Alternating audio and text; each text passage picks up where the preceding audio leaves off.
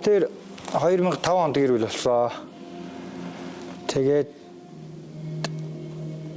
2013 онд мянгат малчин болсон. 23 онд алтан төлөв эзэн болсон.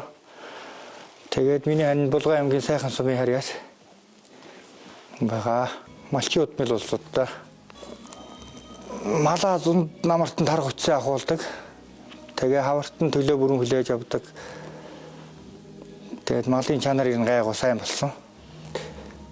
За дөрвөн төрлийн мал 2000 гаруй толгой мал малж байна те. Улзидгын цагаан эдээ аруудлыг манайхан бод нэг зарж ядгүй өөрснөө хувьдаал цагаан эдээгээ борлууд айргаа бол зарна төрөлөө. За манай аав ээжээ Булганы Сайхан сумын хүмүүс эдэг.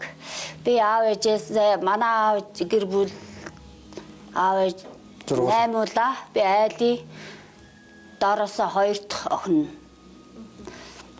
Тэгээд таньтайгаа суугаад үлзий суманд бэр болж ирээд 20 жил болж байна. Гэр бүл болоод манай 3 хүүхэдтэй, 1 охинтой, 2 бандтай.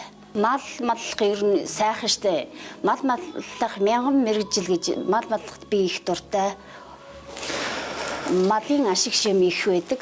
Тийм өдөн цаг нөгөө их хэцүү байсан штэ тодорхон. Тэрэнд бол их харьцангуй манайх гайгүй байсан. Хавар хоньны төл малын төлөөрийн сайн авсан төл мал боожул сайн авсан. Улзий сумынхаа ард түмэнд бол намайг бүтээрийг таньдаг бүх хүмүүстэй сар шинийн мэнд хүргье.